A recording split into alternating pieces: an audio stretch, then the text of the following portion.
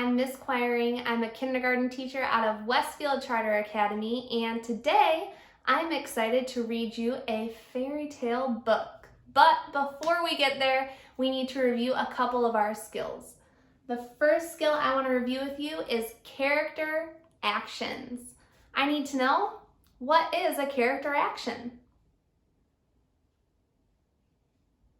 You got it. A character action is what the characters are doing. Now, how do I find a character action in a book?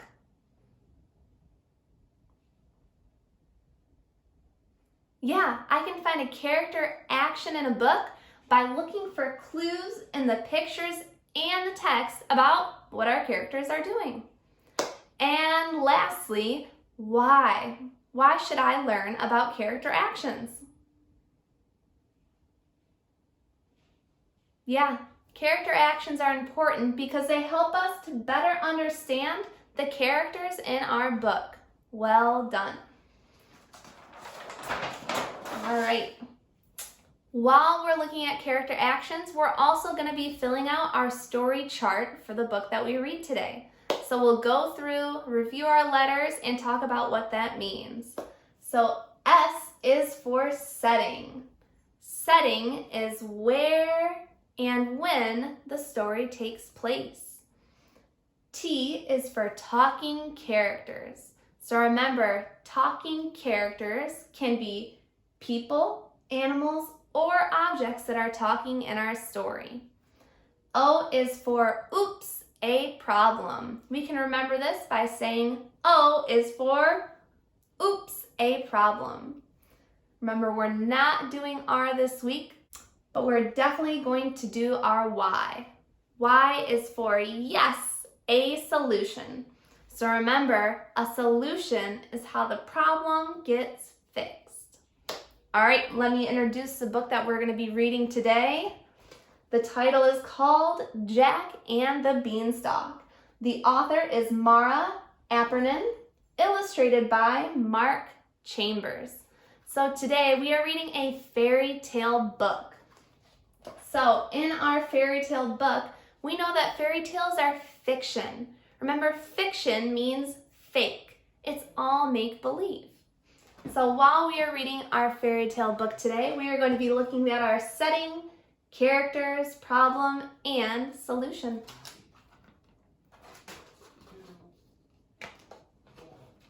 All right. Jack and the Beanstalk. Now, just before I start, I have 2 vocabulary words for you today. The first vocabulary word is cottage. I'll say it, then you. Cottage. Great. So a cottage is just a small house. That easy. The second word I want to tell you about is a jumper. I'll say it, then you try. Jumper. Great. Usually a jumper means a person that's jumping. But in our book today, jumper is a British word for a sweater. So he's actually going to be talking about his sweater when he says jumper. Let's get started. Deep in the countryside lived a widow and her son Jack.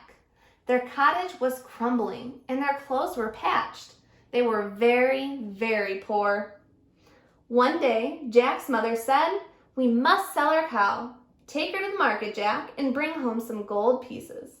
And so he set off into town. I'm going to stop here because I'm already seeing some clues that are going to help me fill out my story chart. The first thing I want to look for is my S, my setting. The setting of this book is in a cottage. So I'm going to go ahead and put cottage up there. Now, what did I just do as a good reader?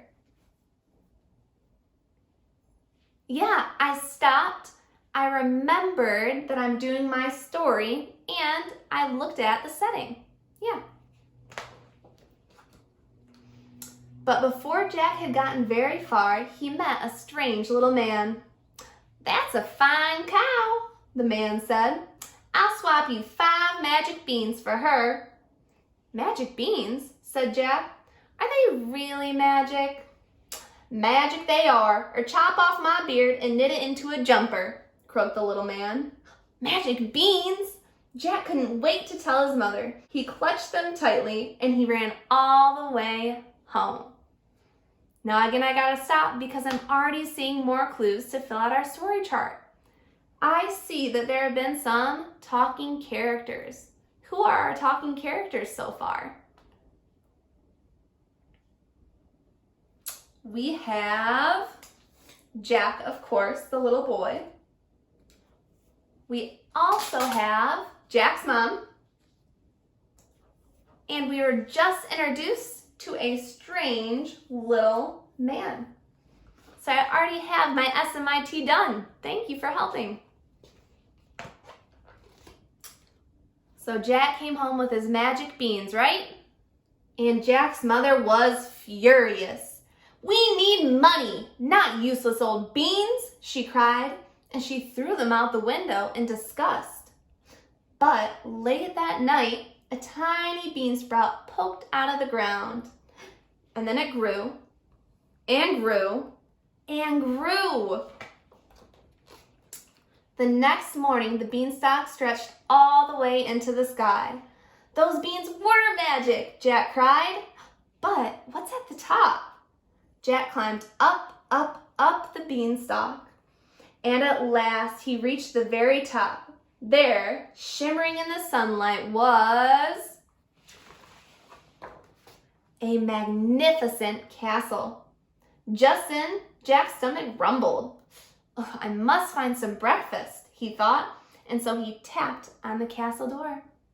The door creaked open and a huge giantess smiled down. "Hello," Jack shouted up. "Please, do you have any food?" "You poor thing," boomed the giantess. "Come right in, but quickly, before the giant gets up."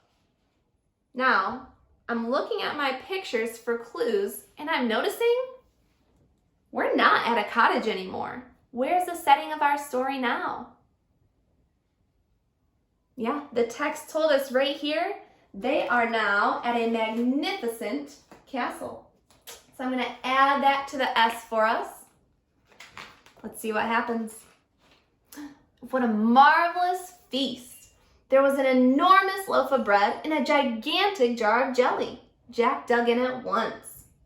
But suddenly, the room began to shake. Boom, boom, boom! "Oh my goodness," cried the giantess. "He's coming!" And she shoved Jack underneath the teacup to hide. Into the room stomped a big, scary, hungry giant. "Fee, fi, fo, fum, I smell the blood of an Englishman," he cried. "Be he alive or be he dead, I'll grind his bones to make my bread." "Don't be silly. There's nobody here but us," said the giantess. "Now go and wash up before breakfast." Whew. Jack trembled. "I must leave now," he thought.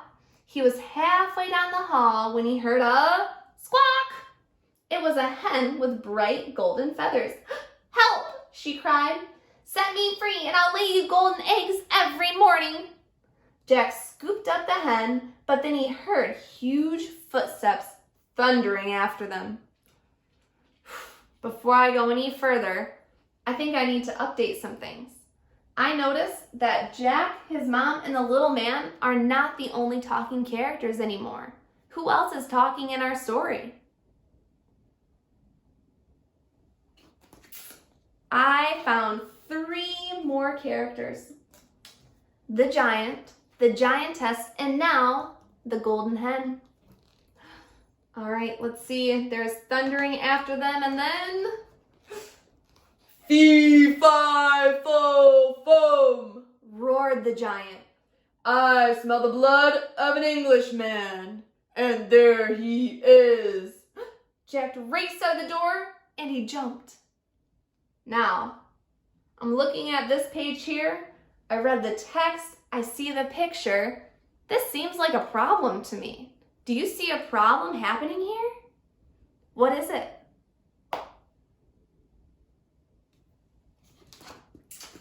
The problem is is Jack wants the hen, but he can't have it because it's the giant's hen. It's not his hen. He jumped and he slid down the beanstalk. Down, down, down. All the way back to his cottage. "Mother, quick, bring the axe!" he shouted. Jack's mother swung the axe at the beanstalk. Thwack! It shuddered and it shook, and then the giant came tumbling down. Fee, fi, fo, crash! And that was the end of the giant. Jack hugged his mom tight. "Look what I found," he said, and he showed her the golden hen. "Oh, Jack," said his mother, "I'm so glad you're safe, and you were right about those magic beans." Do you see a solution on this page? Was Jack's problem about the hen fixed?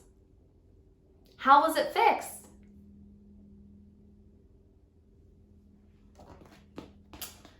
Jack fixed his problem by having his mom cut the beanstalk down. The giant couldn't get to him. So Jack, his mother, and the golden hen all lived happily ever after. And with lots of golden eggs, they were never poor again. The end. Go ahead, take a minute, think about our book. Did you have a favorite page or a favorite part of the book? Me too. My favorite part was when he first met the strange little man, and he said if he was lying, the boy could braid his beard hair into a jumper. I thought that was kind of silly, so it was my favorite part. Thank you for reading with me. I cannot wait to show you what we're reading next.